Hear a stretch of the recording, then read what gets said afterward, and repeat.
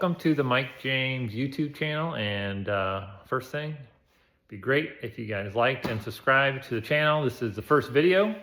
So we are actually doing my personal home, which is a grain bin. So we'll tour the first floor of the grain bin, go over all the details, how everything happened with this grain bin and why I chose this project. It is near and dear to my heart and my family's heart. This is a family farm that's been in our family for over 250 years. So it's definitely something that we cherish and value. And this grain bin is a 28-foot diameter grain bin made by Chief Industries. They're actually based out of Kearney, Grand Island area. And I was actually able to go visit them in Kearney, and they gave the sign for the exterior for it. So much gratitude towards them. This grain bin was built around 1979, 1980. Don't have exact records of it, but based on like those aerial photos that you get of the farm, that's when it was built. And so yeah, it was a very wonderful project to do, and on nights and weekends. It took about 1.5 years to complete. And with my full-time remodeling company, and then trying to do this on night and weekends, it took longer. There's some times I would not even step foot in this, in the home and the grain bin for a month or two, because we were so busy with other projects. But we'll first get started, and it is all galvanized on the outside. We'll do an exterior tour later on in the spring, and we'll do the first floor first for the first episode, and then second episode will be upstairs and the loft. So we'll start with that. Otherwise, we will begin and flip you around. And this is also a fully finished grain bin. So it's basically a 1,400 square foot house. So we ran a new septic system for it. We ran a new well for it. And it's 2 full bathrooms, toilet, sink, and a shower on the first floor. Upper floor, got a full washer dryer. It's got a full kitchen and 1 bedroom. And then it has another sleeping area that I'll show you. So this is a look. This is the front door. This is the drop zone here, and this is kind of a quick overview of the main floor. And we'll go into more detail with that. So first of all, the front door is here. This is the electrical panel. My daughter, she did this homemade photo of the building on the outside and the sunset. So this covers up the electrical panel. We couldn't find the canvas wide enough to cover up the panel, so we made it 2. And that's what that is. So a beautiful hand-drawn picture to cover up that electrical panel. We did have our thermostat here at the beginning, and it's right by the front door, which wasn't a good idea because every time it's cold out, this would kick on more and more. So we were able to move this. So I'm gonna just make a little square here and then put our keys in there. So this will be where the keys will hang for that aspect. So kind of a mishap at the rough-in stage that we ran the wire there, but we're lucky enough we can move it to a better location, so which is good. So it's fully electrical. The electrical panel had we had enough power here from the beginning when it was ran in 1980, that they ran a big enough wire from the main box to support a 200 amp panel. So got lucky on that, where we didn't have to trench in more wires or run anything else for that. So we were lucky for that. All this shiplap, we did shiplap on all the curved walls. This is 1x8 shiplap. So we were able to curve that around the walls. And that's what that looks like. So lots of nail holes to fill. We added a screw and a nail in a lot of the areas. It's a very slight curve, as you can tell. And we were able to screw that off. We added PL 400 behind it, and then also added the screw and nail like I mentioned. We have a good little accent here.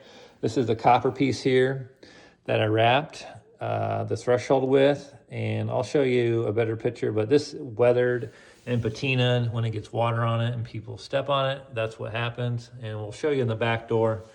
That is not the case. It looks a lot better. So this is a bench, and this is a slab that we cut down from the property. I was able to epoxy that and use that for the drop zone. And we got these cool hooks here. And what these hooks are, they're made by the Fitz company. And that's what they are, and they're soft close, so they close back up for that. So very cool feature that we added. So we drywall around these, and then you just paint on the surface. So, but a nice sturdy bench. Shoes are all underneath there, and that's what that looks like. If we go into the living room area, so each floor is around 700 square feet. So we have the living room area here. We have the end table with a cool color lamp that the designer picked out. One cool feature is with the blinds, we were able to get the blinds over in this area to be automatic. So as these raise up, these are all automatic blinds, go up and down. You can control one at a time if you wanted to, or all of them at a time. I just left it on all of them and kind of went from there. So in this area too, we have these huge pendants. These weigh over 100 pounds a piece. And we had to make sure we had proper support there, but nice, beautiful patinaed pendants. Back over to the living room area. This does fold out for a bed. So this folds out. Have guests or my kids stay here. This will fold out to a full-size bed for that purpose. This is an electric fireplace, just more for show. It does put out heat, but just kind of a ambience thing, just to kind of glow and give out a little bit of decor, so to speak. So we have the big screen TV here. I did shiplap on this wall going vertical instead of the horizontal like I did on the walls, just kind of just break up the feature. For that, we have these beautiful wall sconces around here, and you can see the curve in the wall. So it's a very slight curve, and that's what that looks like for that aspect of it. We have all these windows are Andersen 100 series windows with the blinds. These are darkening blinds here and here. We did the fit vents, so that you'll see these vents. Just a way cleaner look, and it just gives it a lot of detail. A lot of people overlook that. The windows are wide enough. The biggest window that I could get without interrupting the curve was 30 inches wide. The front doors are 36 inches wide, but I didn't want to do anything more because the front doors were kind of a pain to get in with 36 inches, so these are all 30. So 30 inches by approximately 4 foot tall. Over here we have this area that is made out of copper. So I had some leftover copper from a job, and you can really see that shining with the light. And I had it sitting for quite a while, so it has definitely patinaed and showed some handprints on it. So you can definitely see that. I had a piece of glass made to go over the top of it to protect it, so all the oils and stuff did not affect it. But countertop piece, so this is permanent and it has more storage in here.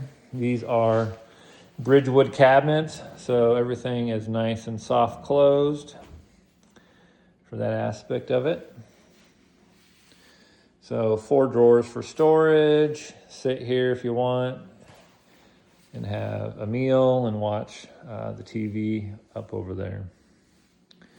Have a nice little round seating area here, just a table of 4. And these are the Bridgewood cabinets. There are dark walnut color. So I mentioned we have a full service kitchen, dishwasher, sink with disposal, and we have the microwave, and we have the stove, and then the full-size refrigerator that we were able to get. So all these are soft close doors and drawers. So all soft close and nicely made. And we did the flat stock crown on top there. And we did Speedy Mason brick. So you'll see this brick in numerous places. We did under cabinet lights. So this is the Speedy Mason brick, and we have 2 shelves for decorations and other things. These are of my travels that I have done over in Europe, Mexico, and Italy. So very cool. This is the back door. Goes out to the back. There will be a deck, and we'll do that tour later on in the spring. But here is that copper piece, nice and cleaned up. So I had that copper left over, and I figured I'd give it a nice little look. But there's pennies in there, so those are the pennies I covered the screw holes with. So nice little feature there that we added. These rugs are made by the carpet guy. He hemmed the perimeter, and this is leftover carpet.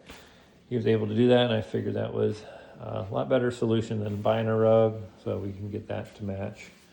So that was nice. A big benefit, and one thing I love about the green bin or the tile is it's heated. So this is a heated floor tile over 600 square feet. It's a 220 volt system. And there's one little part over here where I didn't run the wire because I wasn't for sure where the steps ended, and I had the wire ran before we built the steps. And it is about 15 to 20 degrees colder in this area than it is over here. The floors now are set on a thermostat. They kick on from 8 to 10 o'clock to 80 degrees when I'm down here usually. So these are nice and warm tile. It even heats up this carpet, so that makes it nice and warm. And these are 2 foot by 4 foot tile. So a nice big tile, just clean grout joints. I was gonna stagger them, but I figured this will look nice and clean with the straight joint. So the countertops, these are quartzite countertops. A beautiful countertop here with all the veins and everything. So picked out a nicer quartz to go with everything. This is a Blanco sink, solid surface, 1 drain. And we have the soap, air switch, and then the spout that comes out as well. So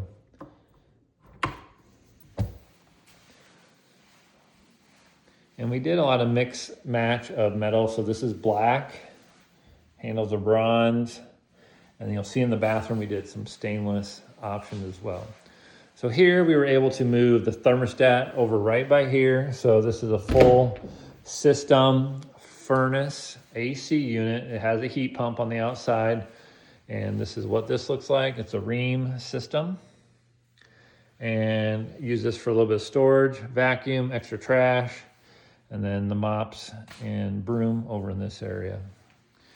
So that's where we were able to move this smart thermostat over here. So got lucky on the wire being ran right over there, so we were able to do that, which works out well. The doors, these 2 doors do not have casing. We have done a lot of other remodels where we have not added the casing. All we do is fur out the jamb about the thickness of the tile of the brick. So then it's a nice flush, clean look. And it kind of highlights the brick and not the casing. This is a Fitz vent as well, it's return vent. So I covered that with brick, and it kind of blends in with the rest of the brick. So this has 2 coats of sealer on it, so if water hits it, it just kind of rolls right off of it. And that's all done with the Speedy Mason brick system. Door to the furnace area is there, or door to the water system area is there. Curved wall here, and the stairs that we built. So these all curve up, as you can tell. And still not sure what to do here. I just put a plant system here. So as you can tell, it's got some fresh lettuce, flowers, and other things, but I just put this here on the curved wall, still deciding what I should do here on that portion. This is a lot tighter radius than the perimeter of the building. In here is the water system. So we have a water softener. I have filter water here as well. This has to where I had to put my air fryer was here. So water softener, we have a 50-gallon electric. So everything out here is electric. We have the Nouveau H2O system. It's got the 3 filters. It's got the light to kill anything as well for bacteria or anything. So we have that system there. This is the well system. Has a blue tank well. This is the main line coming in right here. And it has a system here to show how everything's working. We have shutoffs on everything. And you can see underneath, this is how we frame the curved steps. So we kind of just curved them along and made boxes all the way up.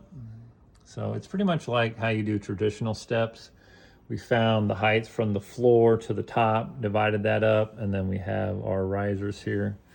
And then we created the pie shape by taking a string line. So storage, extra storage underneath. So always comes in handy to have that. This is the only real true storage in this whole in the whole home is underneath the steps. So, but this is an important part of it with the water heater and everything else, softener for the water system. So we took that underneath the steps, and that worked out well with everything that we have going.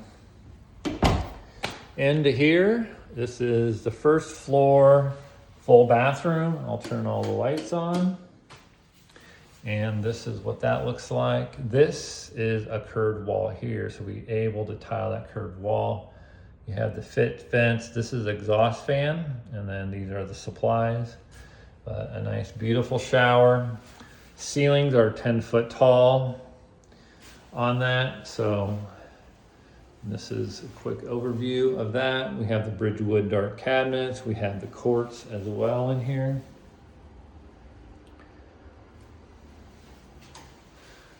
A heavy glass door that swings both directions. So it swings this way, and it does swing in. So this is a tile shower pan that we did. We did a lineal drain with a tile grain, so that kind of blends in. This is the mix of the metals. We did black here, and then we did stainless here. So definitely you want to mix match your metals. So this is a little niche for the shampoo and the soap. So this is made by the Fitz company as well. So that's what that looks like. Turned out very nice. We did solid granite black on here. Also black wrapped around here. A feature I definitely like to do instead of doing tile, I always like to add a solid piece here. So that's what we did. And then we tiled the whole front of it. So as you can tell, that's that curved wall. And it wraps around. We did sconces here, a nice tall mirror. And I mimicked the same look as I did in the primary bathroom upstairs. So here we have the toilet topper for extra storage since we're kind of missing storage. We did this window here. It's not a darkening screen. It does let light in during the day, which is helpful. Here is the thermostat system. So right now it's set at 80 degrees, and you can set this with your phone or any other system. It comes on automatically. This is the relay system.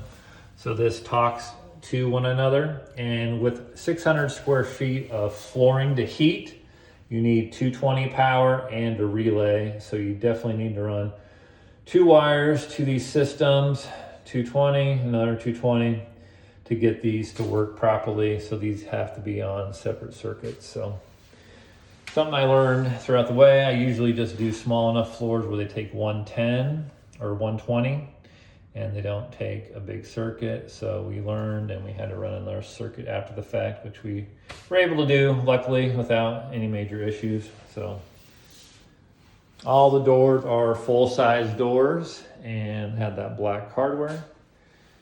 And this is that curved wall on the stairs. You can see it has a lot bigger radius curve than the other ones. So that is the bathroom here. We have hooks here. And give you a short tour around. And then we'll head up the stairs, and that will be it for the floor, for the main floor. One cool feature I have, and this is why I did this later in the evening, is these lights light up as you walk. So we built the wall, and then I decided we need some kind of lights, so we added these in there. They drywall right over. So you can see that one kicked on, and it's drywall, so it's flush with the vent. So we found these online. So as you walk up, these will kick on because they're motion censored, and these will kick on as you walk up. So a cool feature that I added. And you can see down from the top of the floor, this is the curve. So that is all for the first floor that we did for the tour. So thank you for watching, and make sure you hit that like and subscribe button, and we'll talk to you all later.